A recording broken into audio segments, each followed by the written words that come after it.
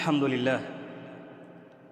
إن الحمد لله تعالى نحمده ونستعينه ونستغفره ونعوذ بالله من شرور أنفسنا من سيئات أعمالنا.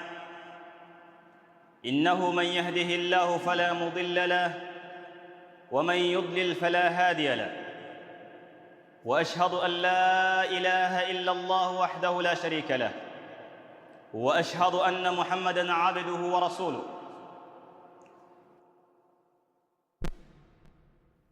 زوجها وبث منهما رجالا كثيرا ونساء، واتقوا الله الذي تساءلون به والأرحام، إن الله كان عليكم رقيبا.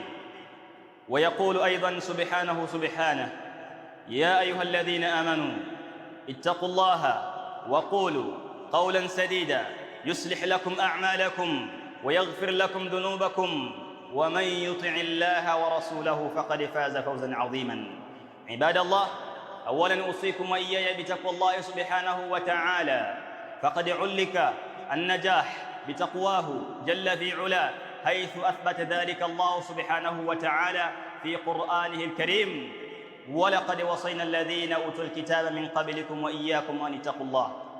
Ndugu zangu katika imani, mara baada ya utangulizi huu mfupi na shukrani za dhati kwa Allah subhanahu wa ta'ala na zile sala zilizojaa yaqini kabisa na amani kwa Bwana Mtume Muhammad sallallahu alayhi wasallam, leo hii tukiwa ndani ya Aljumaa tutakwenda kukumbushana baada ya wasia huu na kuangalia athar wasail al-i'lam.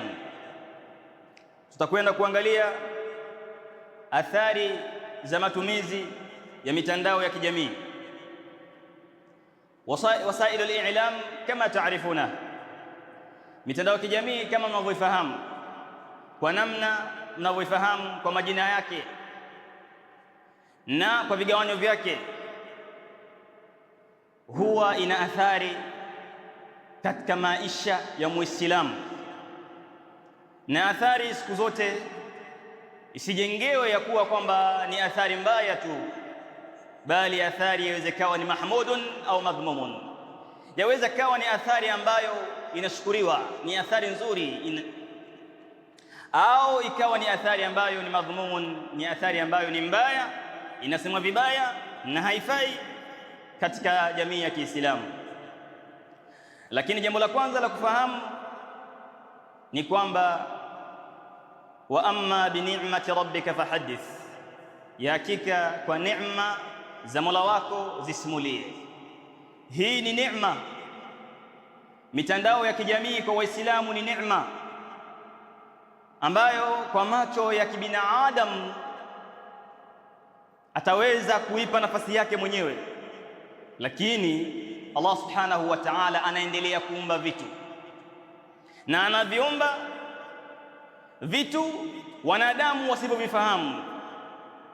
Miongoni mwavyo ni kama hii mitandao ya kijamii haikuwapo katika enzi za Bwana Mtume Muhammad sallallahu alaihi wasallam kama ilivyo hivi sasa,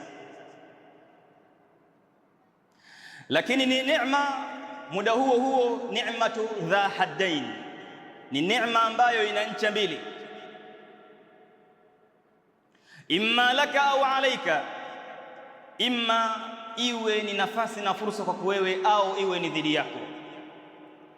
Hakadha hada Allah subhanahu wa ta'ala al-insan, hivi ndivyo Allah subhanahu wa ta'ala amemuongoza mwanadamu, akamuongoza njia, imma shakiran wa imma kafura, imma mwanaadam au ni mwenye kushukuru au mwenye kukufuru. Haya ni machaguo yake. Lakini mitandao ya kijamii ina athari nzuri na athari mbaya. Kila mmoja anajiona kwa nafasi yake anastahiki kuingia katika mitandao ya kijamii na kuitumia na kustafidi nayo, lakini hivi kweli kila mmoja mwenye kuingia kwenye mitandao hiyo ana dhawabiti zinazomruhusu kuingia ndani yake? Hivi ewe mtumiaji wa mitandao hiyo, naam, ni neema kutoka kwa Allah, sawa, tunakubali, ni kweli unazifuata dhawabiti, vidhibiti vitakavyokuacha salama wakati utakapoingia kutumia mitandao hiyo ya kijamii. Na miongoni tutakayoangazia, tutaangalia dhawabit au shurut, sharti ambazo mtu kuzitekeleza hakutakuwa na neno wewe kuingia kwenye mitandao ya kijamii na kutumia. Lakini ikiwa bado unataraddadi, bado imani dhaifu, nasaha zetu ni kwamba aula zaidi ijtinabu, bora zaidi ukajitenga. Kwa nini? Kwa sababu ni neema ambayo ina ncha mbili, imma laka au alaika, imma iwe ni fursa kwako kwa ajili ya kutengeneza akhira yako na dunia yako, au iwe ni dhidi yako kutengeneza dunia yako kisha uridhike, lakini akhira ukakutana na adhabu ya Allah subhanahu wa ta'ala. Ndugu zangu katika imani, unavyooni umejitahidi katika mambo yote ambayo huwa yana faida ndani yake na hasara ndani yake, kwa matumizi binafsi ya mtu mwenyewe, huwa wanavyuoni wanaweka shuruti mbalimbali. Mathalan, mwanadamu kaumbiwa matamanio ya kufanya mambo mbalimbali. Zuyina linnasi hubbu shahawat, mwanadamu anapenda matamanio, lakini haya matamanio kama utayaendea kinyume na misingi ya dini yetu, tahamaki, umepotea, uonekani wewe. Jambo la kwanza miongoni mwa mambo ambayo itakiwa uyafahamu unapoingia katika wasaili al-i'lam, mitandao ya kijamii kama Facebook, Twitter, WhatsApp, TikTok, lazima an takuna mustash'ir, istish'ar muraqabatullahi ta'ala, uhisi kwamba upo na Allah subhanahu wa ta'ala wakati huo unapokuwa ndani ya mitandao yako. Yaqulu Allah subhanahu wa ta'ala, Allah subhanahu wa ta'ala anasema, ma yakunu min najwa thalathatin illa huwa rabi'uhum wala khamsatin illa huwa sadisuhum wala adna min dhalika wala akthara illa huwa ma'ahum aynama kanu. Ma yakunu min najwa, hawawi katika mazungumzo, minong'ono, siri yoyote wanaadamu wakijitenga au wakiwa sehemu ya dhahiri, isipokuwa kama watakuwa ni watatu, Allah ni wanne wao. Wala khamsatin illa huwa sadisuhum, wala wakiwa ni watano wasifahamu ni peke yao, Allah ni wasita wao katika ilmu yake. Wala adna min dhalika, wala wakiwa pungufu ya hao, wala akthara, wala wakiwa zaidi ya hao. Mmoja pia Allah anakuwa ni wapili wako. Kundi na jopo, kongamano, vikao, Allah naye yuko na ninyi katika ilmu yake, anaona kila jambo linaloendelea katika maeneo yenu mliomo. Haya ni mafunzo makubwa na ni msingi mkubwa na ni sharti kubwa. Kila mmoja anapoingia katika mitandao ya kijamii afahamu kwamba Allah subhanahu wa ta'ala anamuona na yupo naye katika jambo analolifanya huko katika mitandao hiyo. Ili jambo la kwanza kama sharti. Jambo la pili, ikhlas an-niyya, utakase nia yako pale ambapo unapokuwa umeingia kutumia wasaili al-i'lam. Unaingia kwa lengo gani katika mitandao yako ya kijamii? Uitumie linaf'i nafsi wal ghairi, utumie mitandao ya kijamii kwa ajili ya kunufaisha nafsi yako, lakini pia na wengine. Mtu bora kwa Mtume Muhammad sallallahu alaihi wasallam alipoulizwa akasema, ahabbu an-nas ila Allah ta'ala anfa'uhum lin-nas, mbora wa watu kwa Allah subhanahu wa ta'ala ni mwenye kunufaisha watu. Baada ya kutanguliza nafsi yako ukunufaika, naam, nafsi yangu, kwanza uangalie maslahi yako binafsi. Tengeneza nafsi yako kwa ajili ya kuchuma thawabu ndani ya mitandao ya kijamii, kufanya da'wa, naam, nafsi yako, kisha angalia unatengeneza kwa ajili ya wengine. Wewe utakuwa ni mtu bora wewe. Usilisahau hili, ukafuata matamanio yako peke yako, ukaamua kuharibu sehemu ili mradi manufaa yarejee kwako na wengine mwaharibia. Ala, jambo hili halipo sawa sawa kabisa. Kwa hivyo ikhlas an-niyya, takasa nia kwa kuitengenezea nafsi yako na watu wengineo mansib mazuri katika mitandao yako ya kijamii. Hili ni jambo adhimu. Lakini pia unapoingia kwenye mitandao ya kijamii, katika kutengeneza nia yako njema, hebu fanya da'wa kwa Allah subhanahu wa ta'ala. Ikhlasi nia ifungamane na vitendo ambavyo vinavyoridhia Allah subhanahu wa ta'ala. Miongoni mwavyo ad-da'watu ila Allah subhanahu wa ta'ala. Kwenye mitandao ya kijamii ndiko kwenye fursa kubwa ya watu kukumbushana majambo, na watu wameingia kwa wingi sana huko. Walingania watu kwa ilmu, kwa sababu kama utazungumza kwa matamanio yako na vinavyojiri vikakusukuma uongee na uchangie, ucomment, ulike, wakati huo unamwasi Allah subhanahu wa ta'ala. Ibn Taymiyyah rahmatullahi ta'ala alayhi aliwahi kuyasema, aslu aljahl aslu kulli sharri, ujinga ndicho chanzo cha kila shari. Wal ilm aslu kullu khair, na ilmu ndicho chanzo cha kila kheri. Ikiwa utazungumza utasaidia watu, naam, na nia njema we, lakini ukazungumza bila ilmu, wallahi pengine ukakosea na madhara kukosea atarudi kwako. Lima lam tasal idh lam ta'lam, kwa nini haukuuliza wakati ambapo hukufahamu we? Ukaona ni fahari kubwa kuchangia, ukaona kwa nini sauti yangu iwe mwisho, na mimi nafahamu ni mtu ambaye anaonekana online kila siku, hili jambo bwana, nijitahidi basi walau neno nifahamike kama nipo online, ukachangia, na ili hali huna ilmu nalo, ukapoteza watu, dhima kwako utaibeba siku ya Kiyama.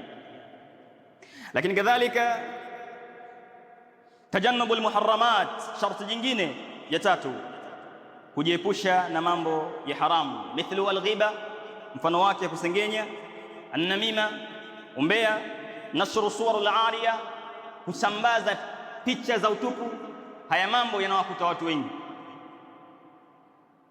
Jiepushe na mambo ya haramu, wapo huko mitandaoni. Naam, tumeumbiwa sisi haya mambo ya ulimwenguni, wasilatu ila al-akhirah, ili tuweze kufika akhira tukiwa ni watu ambao tumejiwekea mambo mema kwa wingi zaidi.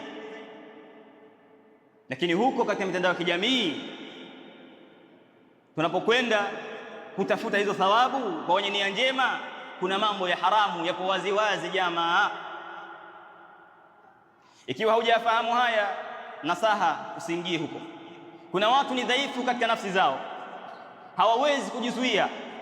Anaona maneno pale yanapita, angalia hapa, usipitwe na hili, naye akaona ana ahlan, mimi ni bora zaidi kuliangalia hili, nisipitwe nalo, akaingia, kumbe kaingia kuangalia mambo ya haramu. Haya yatakuwa ni maangamivu makubwa katika nafsi zetu, ambayo yatapelekea kuharibika akhira yetu. Kadhalika sharti jingine, atathabutu min al-akhbar qabla nashriha, kuthibitisha habari zinazojiri huko mitandaoni kabla ya kuzieneza. Hatuambiwi tusizungumze kule, lakini kafa bil mar'i ithman, kafa bil mar'i kadhiban, yatosha binadamu mtu kuwa ni mwongo, an yuhaditha kulla ma sami'a, kwa kule kuzungumza kila kisikiacho. Nimesikia hili nami ngoja nisaidie nilieneze. Share kwa watu kadhaa kadhaa, kwa watu 15 20, ana share, kumbe maneno yamechanganywa ili kuwafitinisha watu. Lazima uthibitishe habari, uyaone haya ni sawa mimi comment na kushare, uyaone haya mimi ni ahlan kweli kama Muislamu, tabia yangu inaniruhusu kuyafanya haya. Thibitisha habari. Uongo ni dhima kubwa. Alkadhibu yahdi ila alfujur walfujur yahdi ila an-nar. Na uyaone yale mitandaoni yanayojiri, ujue mansibu ya Muislamu katika haya ni yazungumze vipi. Baada ya kuthibitisha habari hizi, ni watoe katika janga la ufahamu mbaya Waislamu wenzangu katika hili. Hii ni wajibu wako, unaingia. Ndio maana ni kama ni shurti kubwa ambayo unatakiwa uidhibiti kwanza kabla kuingia katika mitandao ya kijamii. Ghaddu al-basar wal fitna, kadhalika kufumba macho na kujiepusha na fitna. Unapokuwa ndani ya mitandao ya kijamii, jitahidi kufumba macho.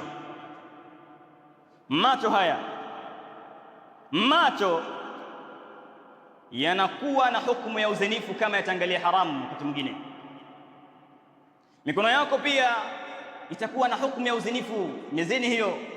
Miguu yako vile vile. Ghaddu albasar, fumba macho.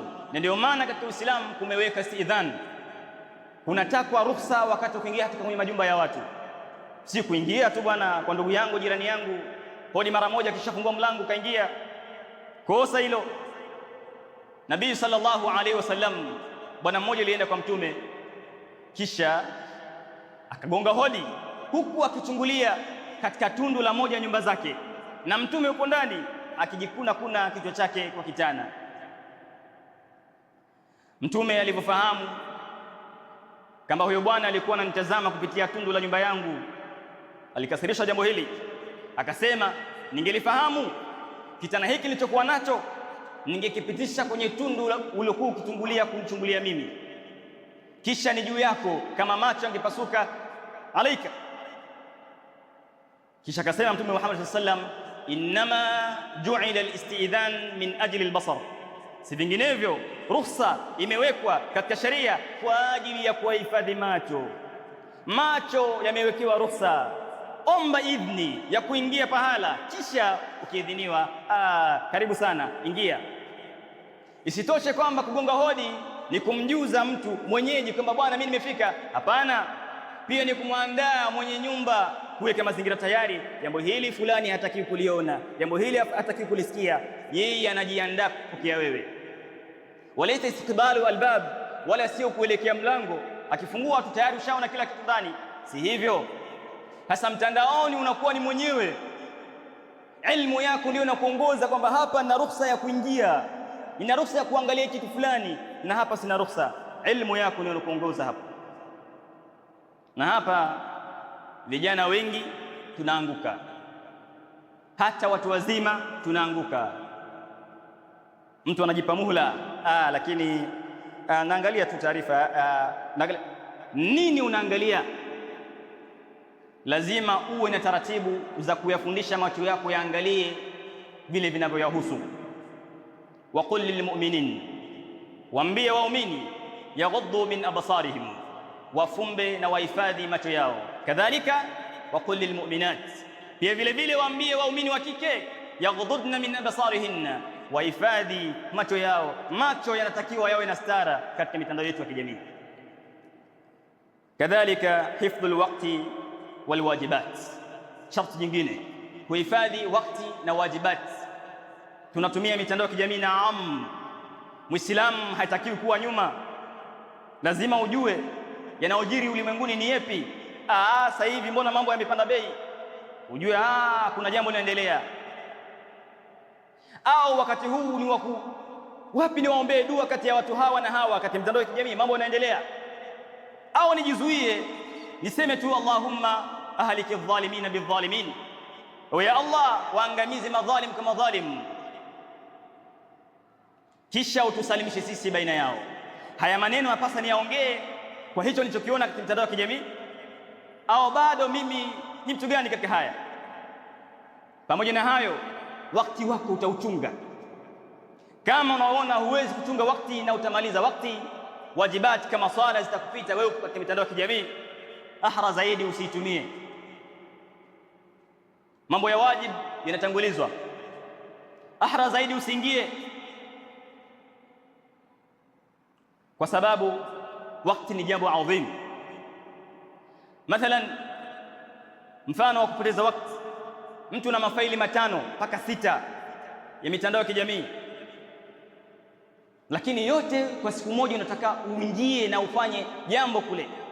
Itawezekana vipi? Wewe utakula wakati, lazima utapoteza muda. Kuna mambo ya muhimu utayasahau, kisha utachelewa kulala, kisha kazini kwako utakuwa mvivu mzembe, unalala mpaka unajificha chini ya meza. Bosi akija mniamshe. Hakadha, hii ndiyo amana uliyochukua kwa mfanyakazi wako, kwa bosi wako. Hivi ndivyo uliingia mkataba na ukasaini, na Muislamu atakiwa apoteze haki za watu. Hivi ndivyo makubaliano yenu. Huoni kama haki za watu unazidondosha? Na huoni kama majukumu yako huyatekelezi ilivyo? Mwisho wa siku final unakwenda kuandikiwa barua, bwana wewe tunakupa likizo fupi kidogo. Kisa nimefanya nini? Pumzika kwanza kidogo, kisha unaenda kujitathmini mwenyewe, unaangalia kazi zako ulivyozifanya. Wakati umeutafuna kupitia mitandao ya kijamii ukakusababishia madhila ya kupoteza majukumu yako na sehemu ya kuchuma riziki yako.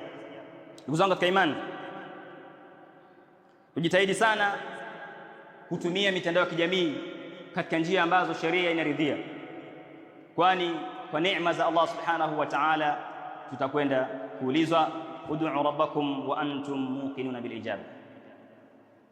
Alhamdulillah wassalatu wassalamu ala rasulillah sallallahu alayhi wasallam wa ala alihi wa sahbihi wa sallim ajma'in, amma ba'du. Ndugu zangu katika imani, wasail al-i'lam, mitandao ya kijamii ni nyenzo kubwa sana ya kuinua umma, lakini pia ni nyenzo kubwa ya kudidimiza umma, hasa umma wa Kiislamu. Wasiokuwa Waislamu hapa hawana shida kabisa, wao wanatabahara wanapotaka. Yaqulu Allah subhanahu wa ta'ala, Allah anasema ya'lamuna dhahiran min alhayati dunya, wao hawa watu wengine wasiojali Uislamu, makafir, ya'lamuna dhahiran min alhayati dunya, wanafahamu ya dhahiri tu katika mambo ya ulimwenguni, wa hum anil akhirati hum ghafilun, lakini katika akhira wao wamechoka mno, ni wazembe kupita kiasi. Ghafilun ni wajinga, wafahamu katika mambo ya akhira. Wao wanaangalia mambo madia, mambo ya kawaida ya kila siku, lakini nafsi zao hawazijali. Dhahira min alhayati dunya. Qala Ibn Abbas radiyallahu anhu, amesema Ibn Abbas akitafsiri aya hii, al-kuffar yaarifuna umrana ad-dunya, makafiri wanajua kuijenga vizuri dunia. Wa hum an amri ad-din juhal, na wao katika jambo la dini ni watupu kabisa, hawafahamu, hawaelewi. Wao ndio wameshika kasi kwenye mitandao ya kijamii, kwa sababu ni sehemu kubwa kwa wao kuchuma riziki. La halali walitupe, la haramu waliingiza humo, la yubalun, hawajali, midhali waingize chochote na maisha yaende. Na Muislamu uwe hivyo, bali wewe lazima ufuate kanuni maalum kama sheria hizo au sharti hizi tulizozitaja. Uhisi kama upo na Allah subhanahu wa ta'ala muda wote, utakase nia yako kwa Allah subhanahu wa ta'ala, jiepushe na mambo ya haramu, uthibitishe habari ambazo unazitoa, uhifadhi wakati, uhifadhi macho yako pia vile vile. Baada ya kuyatimiza haya, Imam Ibn Uthaymeen rahmatullahi ta'ala alayhi anasema, zahimu ahla albatil fi internet, wazongeni wale watu wa batil katika mitandao ya kijamii. Ingieni huko, sharti hizi mmetimiza tayari sharti hizi mmeweza kuziweka katika mikono yenu, mmedhibiti. Ingieni mwazonge watu wa batil katika mitandao. Waislamu si watu wa kunyosha mikono tu, hao watu wanajua ni dunia yao bwana, bali sisi tuna nafasi kubwa, kwa sababu umma wa Kiislamu wote asilimia kubwa unapatikana ndani ya mitandao ya kijamii. Kwa hivyo ujue kwamba kalima moja, neno moja linafaa kuwapoteza watu wengi katika ulimwengu huu kama litakuwa ni baya, lakini pia neno moja lako zuri litakuwa na nafasi kubwa ya kuongoza watu wengi ikiwa kama lina ikhlas, lakini pia ikiwa wale watakaoliona ni watu ambao wana ilmu na maarifa. Kwa hivyo tunapaswa kuingia huko ala basira wa ilmu, kisha tuwazonge hata la yasa lahum aljaw, paka isije kapamburukia kwao wao sasa wanajitawala. Bali muslimun yaarifuna qimata dinihim, waislamu wanafahamu thamani ya dini yao. Kwa hivyo lazima utaipigania aina ma yakun, popote wawapo. Na moja katika salaf akasema, kuhimiza watu kulingania katika njia ya Allah na kuwakumbusha watu hili ni jambo zuri, hili ni baya. Akasema, idha sakatta anta wa sakattu ana famata yaarifu aljahil as-sahih min as-saqim, pindi utakaponyamaza wewe na mimi nikanyamaza, vipi yule asiyefahamu atajua hili ni zuri na baya? Haipasi Muislamu kukaa kimya wakati anapoona majambo yanaharibika na ana elimu ya kuyazungumzia. Itakuwa ni wajibu kwake kuzungumza na kuokoa umma, ili umma ubaki katika salama na amani. Ndugu zangu katika imani, tupo katika vita kubwa ya kusimamisha maadili na heshima na kusimamisha Uislamu kwa njia mbalimbali, hasa pia mitandao ya kijamii. Hili ni jengo imara atakiwa tulijenge, jengo la maadili, ili Muislamu aishi katika misingi iliyokuwa ya haki, misingi ya sawa, bila kupoteza matendo yake yaliyokuwa mema. Mata yablughu albunyanu yawman tamamuhu, wakati gani jengo hili litatimia ukamilifu wake katika ujenzi? Idha kunta tabnihi wa ghayruka yahdumu, ikiwa kama unalijenga wewe na mwingine anabomoa. Falau alfun banin khalfahum hadimun kafa, laiti kama wajenzi 1000 nyuma yao kuna mbomoaji mmoja anatosha kubomoa jengo hilo. Fakaifa, vipi leo bibanin, mjenzi ni mmoja, khalfahu, nyuma yake 1000 hadimun, kuna wabomoaji 1000. Leo wanaotengeneza jamii katika mitandao ni watu wachache sana. Usidhanie kama jengo la maadili litatimia kwa haraka hivyo, bali tutarajie mafasidiko makubwa ikiwa kama tutakaa kimya na tutawazonga hao wenye kuharibu maadili yetu haya. Ya bora ukaonekana wewe ni mgeni na ni mshamba na hujui chochote, huwezi kutumia mitandao ya kijamii mbele za watu, lakini kwa Allah ukawa ni bora.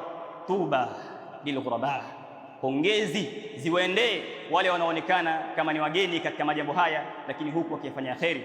Allahumma salli ala Muhammadin wa ala ali Muhammadin kama sallaita ala Ibrahim wa ali Ibrahim wa barik ala Muhammadin wa ala ali Muhammadin kama barakta ala Ibrahim wa ali Ibrahim innaka Hamidum Majid. Allahumma arina al-haqqa haqqan warzuqna ittiba'ah warina al-batila batilan warzuqna ijtinaba.